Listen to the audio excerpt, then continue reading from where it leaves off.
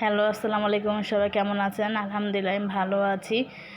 তো সকাল সকাল মাছ নিয়ে বসে পড়েছি নতুন ব্লগ নিয়ে।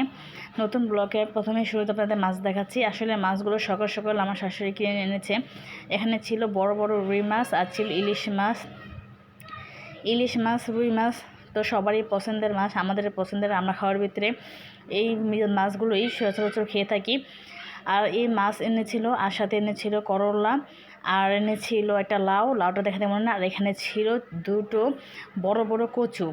আর এখানে ইলিশ মাছগুলো আমি একসাথে কাটবো না, কারণ ইলিশ মাছগুলো আমরা ফ্রিজে এভাবে একটা প্যাকেটের মধ্যে আস্ত করে রেখে দিই। এখানে যদি কেটে ইলিশ মাছ রাখা হয় তা দেখা যায় অনেক দিন ধরে খেলে বা অনেকদিন পরে সেই মাছের একটা শুটকি গন্ধ এসে পড়ে। তার জন্য আমরা এই মাছের এভাবে প্যাকেট করে রেখে দিই। যখন প্রয়োজন হয় একটা করে মাছ নামিয়ে তারপর সাথে সাথে কেটে রান্না করি, তখন দেখা যায় সেই শুটকি গন্ধটা আসে না। এইভাবে প্যাকেট করে পরে ফ্রিজে রেখে দিই। একবারে যদি কেটে পিস পিস করে রাখা হয় তাও দেখা যায় হঠাৎ করে শুটকির একটা গন্ধ আসে, শুটকিটা গন্ধ আসে, একটা বিশ্রী গন্ধ আসে। তার জন্য আমরা এভাবে রেখে দিই।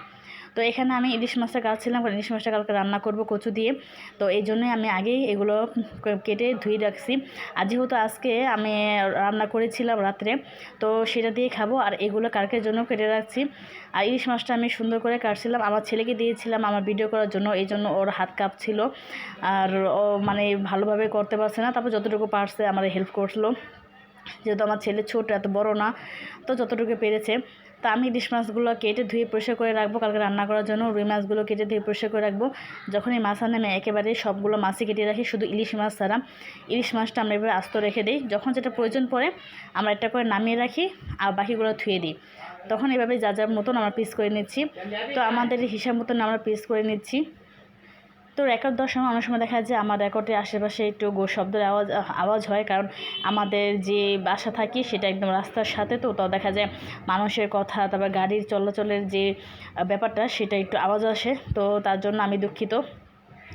যদি দেখার সময় শোনার সময় যদি কোনো খারাপ লাগে তো আমাকে মাফ করবেন। এই যে আমার ইলিশ মাছটা কাটা হয়ে গেছে, এগুলো আমি ধুয়ে পরিষ্কার করে নেব।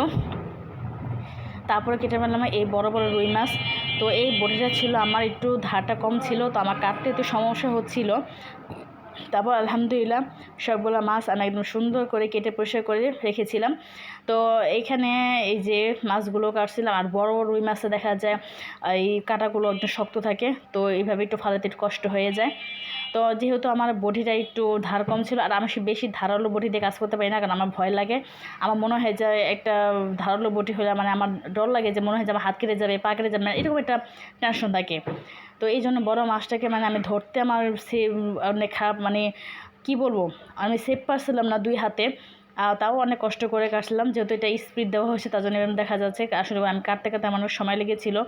বটির তুলনায় মাছগুলো বেশ বড় ছিল। আমি এমন মাছ কাটার মধ্যে অভ্যস্ত না, তারপরেও চেষ্টা করি, কারণ সংসার যেহেতু আমার শাশুড়ি বয়স্ক মানুষ, সে বসতে পারে না, তার যেহেতু পায়ের সমস্যা, তো আমারই করতে হয়, আমিই পারি এই যতটুকু পারি। তো উনি পাশে বসে দেখিয়ে দেয় এভাবে করো, তো ওনার দেখা অনুযায়ী আমি কাটি। তো এখানে আমার ছেলে যে ভিডিও করছিল, মানে বুঝতে পারে না যে কীভাবে ভিডিও করব, মানে এখানে একবার উপরে নামাইতেছে নিচে নামাইতেছে। তো সেই জন্য আপনাদের কাছে ক্ষমাবাদ চাচ্ছি। তো এই যে মাছ কাটা হয়ে গেছে, এর ভিতরে যে ফুলকোটা থাকে সেই ফুলকোটা আমি টেনে দিয়ে ভারী করে ফেলেছি, কারণ ফুলকোটা থাকলে দেখা যায় অনেক রক্ত আসে। তো এখন এই পিস করে নিচ্ছি, মাথাগুলো আমি আলাদা করব। 3টা মাছের 3টা মাথা আমি আলাদা রেখে দিব, আর আলাদা রেখে দিলে মানে আলাদা রান্না করব। আর পিসগুলো আমি তরকারি দিয়ে রান্না করব অথবা ভুনা, যখন যেটা করে। আর যেহেতু বড়, তার জন্য বড় মাছ হলে আমি পেটের পিসটা আমি এইভাবে কাটি, যাতে মাঝখানে যেন পিস করা যায়। যেহেতু লাস্টের যে এই পিসগুলো ছিল, তো লেঞ্জার যে পিসগুলো ছিল এই পিসগুলো কেটে নিচ্ছি। আর ল্যাঞ্জা আমাদের ঘরে দেখা যায় কেউ খায় না, তো ল্যাঞ্জা দেখা যায় অনেক সময় ভর্তা বানায়, তার জন্য ল্যাঞ্জাটা একটু ছোটো করে রেখেছি। আর ল্যাঞ্জা থেকে মাছ কেটে নিচ্ছি। আর এখানে পেটের পিসটা দেখা যায় বের করলে পেটের পিসটা খেতে আমার খুব ভালো লাগে, আর বাচ্চাদেরকে আমি দেই, যেহেতু মাছের পেটের পিসের ভিতরে যে তেলটা থাকে সেটা খুবই উপকার বাচ্চার ব্রেনের জন্য। তো তার জন্য আমি এইভাবে কেটেছি, যেহেতু বড় দেখে আমি এইভাবে কেটেছি। আর এইভাবে মাছ কাটলেও দেখা যায় অনেকগুলো পিসই হয়, আবার দেখা যায় যে একটু মোটা হয়। একটা দেখা যায় একজনের পাতে একটা মাছ মোটামুটি হয়ে যায়। তো এইভাবে যার সংসার অনুযায়ী সে মানে করে। দেখা যায় আমার সংসার আমি যতটুকু বুঝি বা কীভাবে করতে হয় সেটা আমি জানি, আমার শাশুড়ি দেখাই দিয়েছে, তো আমি সেভাবেই করছি। আর এই আশেপাশে মানে একদম রক্ত পানি দিয়ে পুরো ভরে গেছে। আর মাছ কাটা তো বুঝে নেই, মাছ কাটতে গেলে এরকম একটা সমস্যা হয়। তো আল্লাহর মধ্যে এই যে মাছগুলো একটা কেটে নিয়েছি, তো বাকি মাছগুলো আমি অফ ক্যামেরায় কেটে নিয়েছি। তো এখন এই যে ধুয়েটি পরিষ্কার করেছি, এখানটা চিনি নিয়েছি। তো এখানে আমি মাছের মাথাগুলো আলাদা রেখেছি, ইলিশ মাছটা আলাদা রেখেছি, আর এই মাছগুলো পিস করছি। মানে মাছগুলো হিসাব করে পিস করছিলাম যে কয় পিস করে রাখবো। তো আমরা একজন, আমার যেহেতু মানুষ 5 জন, তো 5টা করে পোটলা মানে মাছ রেখেছি, আর এতগুলো পোটলা হয়েছে।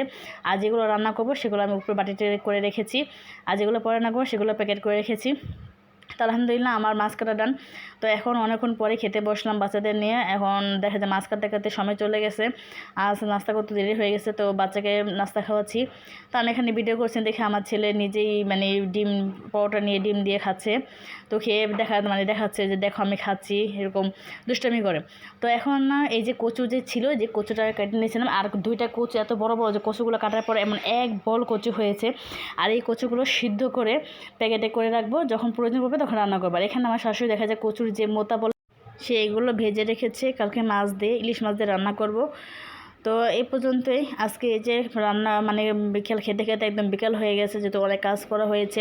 তো খেতে দেরি হয়ে গেছে। তো রাতে রান্না করেছিলাম করলা ভাজি আর আলু দিয়ে ডিম দিয়ে রান্না করেছিলাম, সাথে ডাল রান্না করেছিলাম। তো খেতে খেতে চলে যাচ্ছি, দেখা হবে পরে কোনো ভিডিওতে।